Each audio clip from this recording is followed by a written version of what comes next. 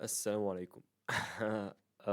في الأغلب الحوار اللي أقوله لك دلوقتي ده هو بيحصل معاك.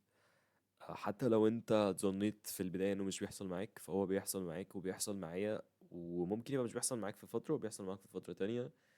فتعالى نعرف إيه الموضوع بتاع النهاردة. الموضوع بتاع النهاردة هو إن أغلبنا بيخلط ما بين الفيلينج والثينكينج. وقبل ما تقفل بقى، قبل ما تروح للفيديو اللي بعده، تمام؟ عايز تروح اتفضل يعني، بس قبل ما تروح خليني اقول لك الحتة دي، خليني اقول لك مثال. في جملة سمعتها من حد، لسه يعني لسه يا دوبك كان بيقول: فكرة ان الواحد زهقان اهو، بس كل ما بيفكر يعمل حاجة بيفتكر ان الدنيا بقت بالشكل كذا. ف... فما بيعملش الحاجة، او بيقول لا اقعد زهقان احسن. ف في المثال ده، الشخص ده هو اصلا يعني هو عنده مشكلتين، تمام؟ هو المشكلة الأولانية ان هو قاعد، المشكلة التانية ان هو زهقان، او ان هو فاكر ان هو، ثانية هقولها لك. بص، هو عنده دلوقتي مشكلتين. المشكلة الأولانية إن هو قاعد أصلا أساسا، وبالنسبة له دي reasonably مش مشكلة، تمام؟ ودي عند كتير مننا. خلي هات أي واحد كده شغال ب20,000 مثلا شهريا، فاهم؟ يا دوب بيكفوه هو وبنته الصغيرة اللي عندها 3 سنين، هو ومراته. فهو راضي بالوضع ده وقاعد عليه. فدي المشكلة الأولانية إن هو قاعد. تاني مشكلة إن هو زهقان وقاعد برضه. فهمت قصدي؟ هما دول المشكلتين. آم، ف فدول المشكلتين. ليه بقى دول المشكلتين؟ لان انت لو جيت بصيت الاولانيه بس، اللي هي ان هو قاعد، وهو ليه قاعد اصلا؟ تمام. يعني الحته دي لو عايزين نحللها كده، نشوف هو ليه قاعد. هو بالنسبه له ده اوكي، فاهم؟ يعني هو راضي بقعدته. ودي تفكرنا بحتة تانية، لما حد بيقول لك انه انا مثلا لو عندي شقتين تلاتة مأجرهم بيجيبوا لي في الشهر مش عارف الرقم الفلاني، وعندي مش عارف ايه كده، فعندي دخل ثابت كل شهر من غير ما اشتغل، فانا هشتغل ليه؟ فاهم؟ وبروح اعمل كده، فاهم اللي هو إيه؟ فهي دي نفس الكونسبت برضو. ف لا يا اسطى، هو انت مش بتشتغل عشان فلوس، فاهم؟ وفي نفس الوقت انت مش بتشتغل عشان غير الفلوس، وانت بتشتغل عشان الفلوس، بس في حتة كده في النص، فاهم؟ اللي هو اللي هي دي بقى، دي اللي بتعدي على العقل بقى، دي اللي بتعدي على ده، فاهم؟ مش على الفيلينجز، فاهم؟ اللي هو طب ماشي، ما انا ممكن اشتغل عشان الفلوس ده اهو، ما ده اللي بيقول، تمام؟ ممكن اشتغل عشان الفلوس ده برضو اللي بيقول. وممكن على فكرة ابقى بشتغل عشان حاجة تانية ده اللي بيقول، وممكن ابقى بشتغل على حاجة عشان حاجة تانية ده اللي بيقول. فانا امتى بقى اعرف هو ده ولا ده؟ هو بقى ده الحوار بقى، ده انا ايه جاي اتكلم فيه دلوقتي، تمام؟ أم... مش عارف ليه كل ما باجي اعمل فيديوز لازم يبقى فيه الحبايه دي. تمام. يعني مش عارف بتطلع، ما هي بتطلع لما باجي ريكورد، فاهم؟ يعني بقعد شهور ما بريكوردش، ما بيطلعليش الحوار ده، مش عارف. الفيديو الفترة اللي فاتت برضو اللي كنت بسجل فيها طلع لي نفس الحباية دي، فأكيد متعلقة بالريكوردينج بشكل ما يعني. فلو فيكم حد فاهم في الحوارات دي يا جدعان، وحوار الهرمونات والكلام ده، يعني يقول لي، فاهم؟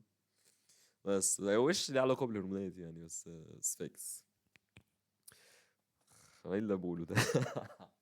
بس المهم خدتك انا في دوامة كده وسحلتك معايا، فحبيت ان انا اكسر الحوار يعني، ونرجع له تاني بقى ايه، عشان اللخبطة اللي انا لخبطتك فيها معايا دي. ده ليه مشكلة اللي احنا بنتكلم فيه ده؟ هقول لك على كوت جميلة قوي سمعتها برضو النهاردة، عجبتني، هقول لك عليها، اقراها لك دلوقتي كده. بيقول لك ايه؟ بيقول لك: the problem isn't that Johnny can't cheat. المشكلة مش ان جوني ما بيعرفش يقرا. the problem isn't even that Johnny can't think. المشكلة حتى مش ان جوني ما بيعرفش يفكر. the problem is that Johnny doesn't know what thinking is. he confuses it with feeling. المشكلة ان جوني ما يعرفش حتى هو يعني ايه تفكير. هو بيخلطها بالمشاعر او بالاحساس. الكود دي كان الكونتكست بتاعها او السياق بتاعها اللي هي اتقالت فيه من شخص اسمه توماس سويل. الشخص ده كان بيتناقش في فكرة ان ناس كتيرة، الراجل ده يا جماعة آم، يعني social theorist، مش عارف دي بالعربي تتسمى ايه، استنى اشوفها لك كده. social theorist. social theorist. social theorist، ايوه انا عايزين نترجم الكلمة دي بالعربي يا جماعة. social theorist in Arabic. مم،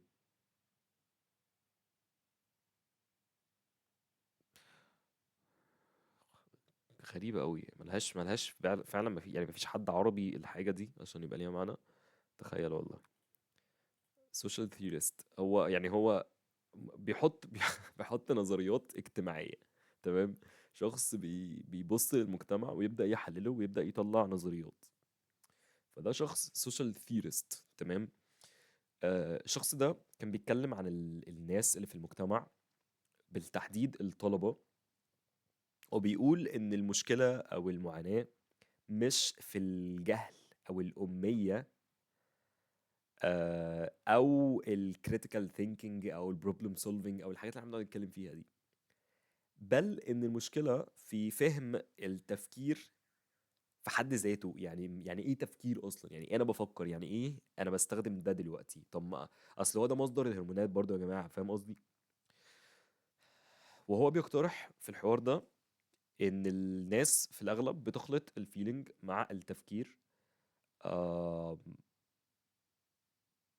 وبيقول في الحتة دي إنه في فرق ما بين الإيموشنال رياكشنز او السبجكتيف فيلينج. يعني الايموشنال رياكشنز اللي هو مثلا ان انا دلوقتي قاعد في وضع، قاعد وسط ولادي مثلا، فانا مبسوط ومرتاح. بيخلط ما بين الموضوع ده وما بين اللوجيكال ريزونينج او كلمه كانت ايه، او الراشنال اناليسيس. تمام. وبيقول لك بالظبط كده الراشنال اناليسيس او اللوجيكال ريزونينج اللي هو انا قاعد دلوقتي وسط ولادي. طيب ده معناه ايه؟ بجد يعني بيقعد يفكر كده، طب ده معناه ايه؟ ده يعني ده ايه؟ يعني ايه بجد؟ بص اصل اقول لك حاجه، انت عارف مثلا اقول لك زي ايه؟ عارف لما حد يقول لك مثلا حد مات فانت تقعد تعيط، إيه لا انت مات الله يرحمه، الله يرحمه كنت بحبه قوي. يعني ايه يعني ايه كنت بحبه؟ فاهم يعني ايه كنت فاهم؟ هو راح فين؟ فاهم؟ هو لسه موجود يا اسطى. يعني هو ميت ماشي، يعني ما كنا هنموت، ما هنروح مع بعض في الاخر. هو دخل الجنه ولا دخل النار؟ دخل النار يا عم، استغفر الله لا حول ولا قوه الا بالله. يا رب يا رب ما نبقاش زيه، فاهم؟ ندعي له بقى، ندعي له، فاهم؟ لو هو كان حد وحش يعني، ويمكن يطلع كان احسن مننا بس احنا فاكرينه وحش، فاهم قصدي؟ فانت بقى بتقعد الحاجات دي بتيجي في دماغك، ده لوجيكال ريزنينج دلوقتي، ده راشنال اناليسيس بتحصل للشيء اللي بيحصل حواليك، تبدا تحلله تحليل منطقي، فبتبدا ما يبقاش عندك الايموشنال رياكشنز اللي هي الغلط، ما بتطلعش. بمعنى انا لما بقعد دلوقتي مثلا مع اولادي، انا دلوقتي واحد عنده 60 سنه وقاعد مع اولاده، خلاص هو شايف ان هو بيشيع مثلا وقاعد مع اولاده. تمام. اللي عنده 60 سنه ده، فاهم؟ اللي عنده 60 سنه اللي شايف انه بيشيع، او في سي اوز عندهم حاجه و70 سنه. طبعا الناس مش كلها زي بعضها، بس انا بتكلم كمثال. تمام. دلوقتي بنقول مثال واحد عنده 60 سنه هو في كامل وعيه، تمام، بس هو لا انا عندي 60 سنه فانا بطلع على المعاش. فاهم المنطق ده؟ آم، فاللي عنده 60 سنه ده وقاعد وسط ولاده وبتاع، فهو بيتبسط وبيبقى مبسوط ومزقطط وبتاع، بس هو لو باصص لها من ناحيه زي ما انا بقول لك بقى كده، هو ايه ده؟ انا قاعد مع ولادي. طب ده في القرآن يا جدعان بيقول لك المال والبنون زينة الحياة الدنيا وكده، يعني اللي هو يعني دي زينة، فاهم؟ ده يعني ده حاجة كده بس ايه، نقراشة على الوش، فاهم؟ اللي هو مش ده الأساس، فاهم؟ دي هو بجد حرفيا يعني، فاهم؟ نقراشة كده على وش التورتة مثلا من فوق، فاهم؟ ولا على الأكلة اللي انت بتاكلها.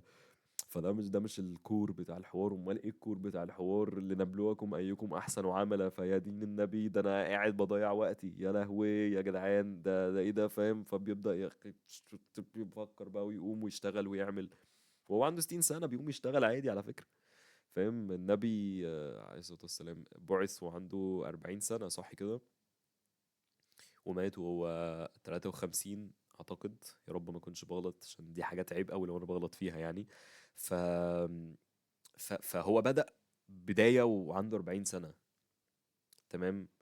ف فيعني دي بعيد عن ال60 وكل حاجة، بس يعني مات وهو عنده 53 سنة، وهو عنده 53 سنة لو كان في حرب كان هيقوم يحارب وهو عنده 53 سنة. والدليل ان هو عنده 48 سنة كانوا بيحاربوا، ويعني وظروف الحرب يعني يا جدعان، يعني اعتقد 58 سنة دي سنة 8 دي. مش سنة 8 بقى، دي مش سنة 8. هو فتح مكة يا جدعان كان 8 هجريا أو 10 هجريا. أقسم بالله أنا ببهدل الدنيا دلوقتي. ربنا يسترها علينا يا رب. استنى يا جدعان. غزوة تبوك.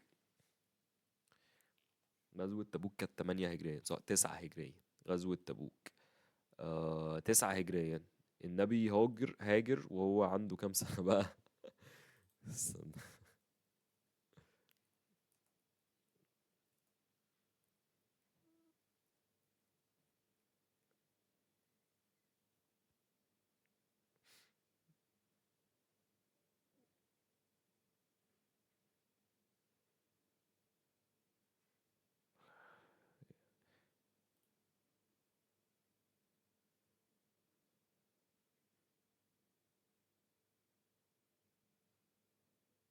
يا جدعان انا لخبطت الدنيا. ده الهجرة والنبي عنده 53 سنة.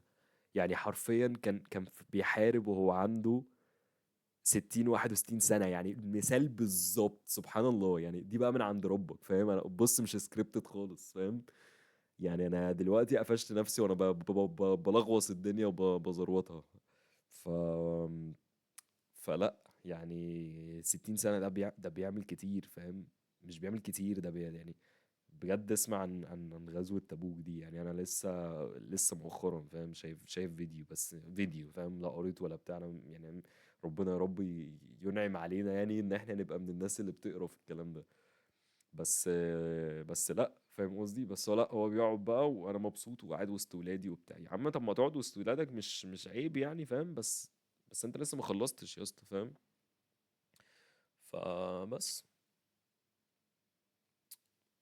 ارجع شوف اول فيديو خالص انا نزلته على الشانل. اول فيديو خالص خالص خالص خالص على الشانل، اللي هو هتلاقي الثامب نيل بتاعه عبيط كده عليه رونالدو وبتاع، فاهم؟ روح شوفه. آم، هتلاقي فيه ازاي تتخلص من الحتة دي. آم، ازاي تتخلص من الحتة دي. طبعا احنا ما حللناهاش التحليل الكافي يعني، بس يعني اتكلمنا عن امثله وهل هي موجوده ولا لا. انت مش محتاج حد يقول لك، يعني يشرح لك الستبس كده، فاهم؟ انت بس هو انا كده يا جدعان ولا لا. دي قرار من جواك انت. لو قلت انا عندي كذا او ما عنديش كذا، بعد كده هتشتغل بقى على ان انت تظبط الدنيا، فاهم؟